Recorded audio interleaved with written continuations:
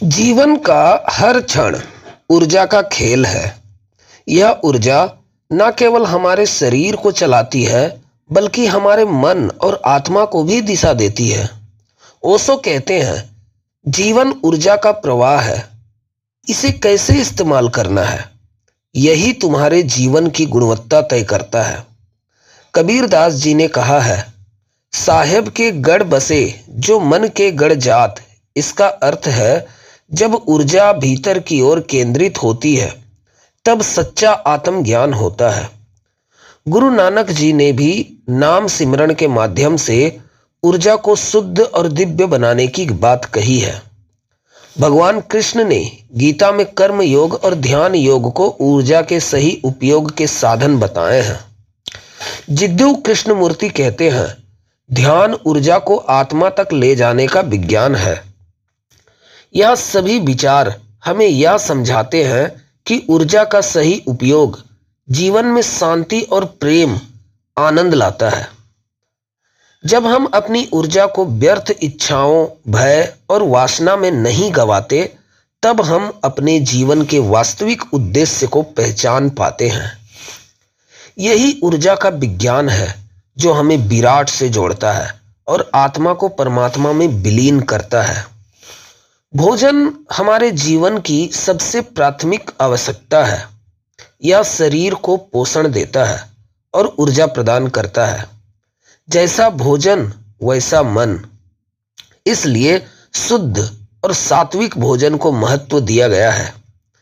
एक किसान जो स्वस्थ भोजन करता है दिन भर खेतों में काम करने की शक्ति पाता है। वहीं जंक फूड खाने वाला व्यक्ति तुरंत ऊर्जा महसूस करता है, लेकिन कुछ देर बाद थकावट महसूस करने लगता है। नींद वह समय है जब हमारा शरीर और मस्तिष्क आराम करता है। यह ऊर्जा को पुनः भरने का समय है। गहरी नींद न केवल शारीरिक बल्कि मानसिक थकावट को भी दूर करती है। यदि कोई खिलाड़ी पर्याप्त नींद लेता है तो वह अधिक प्रभावी प्रदर्शन कर सकता है।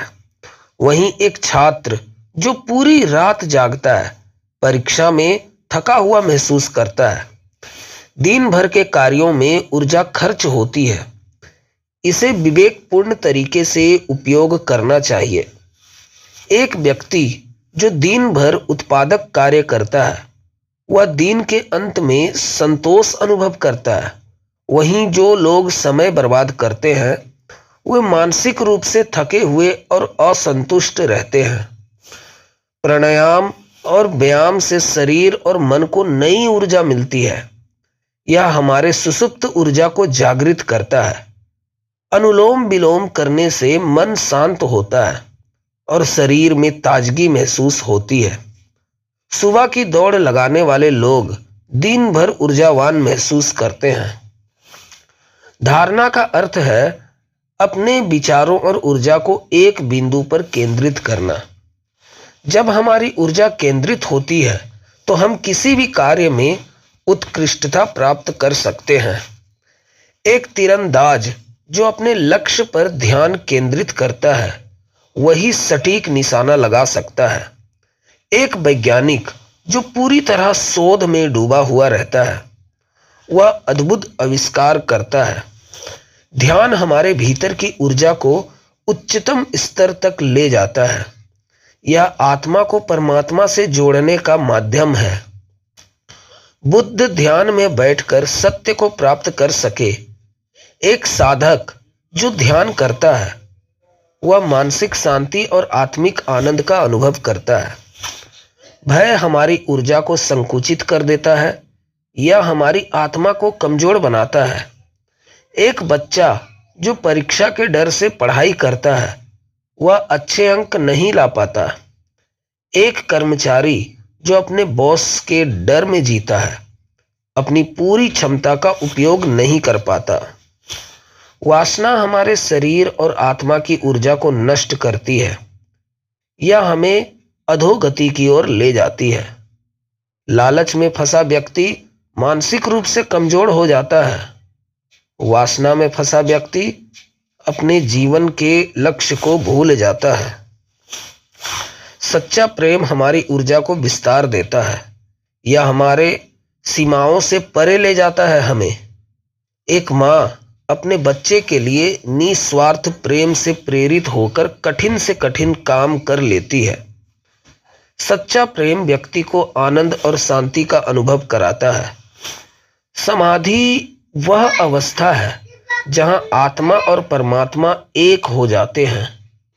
यह ऊर्जा के पूर्ण विलय का क्षण है। जैसे नदी समुद्र में विलीन हो जाती है, वैसे ही आत्मा परमात्मा से मिल जाती है। समाधि की अवस्था में व्यक्ति पूर्ण शांति और आनंद का अनुभव करता है। एक बार एक युवा साधक अपनी ऊर्जा को समझने के लिए एक संत के पास गया। उसने पूछा, गुरुजी, मेरी ऊर्जा हमेशा बिखरी रहती है, मैं इसे केंद्रित करना चाहता हूँ। संत ने उसे एक बर्तन दिया जिसमें पानी भरकर गांव का चक्कर लगाने को कहा।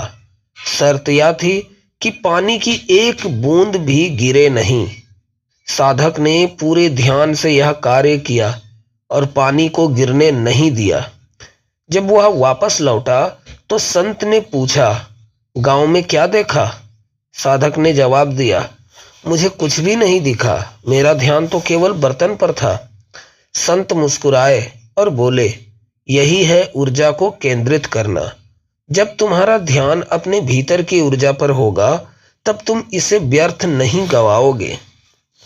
इसके बाद संत ने उसे प्राणायाम, ध्यान और प्रेम का मार्ग दिखाया। साधक ने इन विधियों का अभ्यास किया और अपनी ऊर्जा को केंद्रित करके आत्मज्ञान प्राप्त किया। उसने समझा कि ऊर्जा का सही उपयोग ही जीवन को सार्थक बनाता है।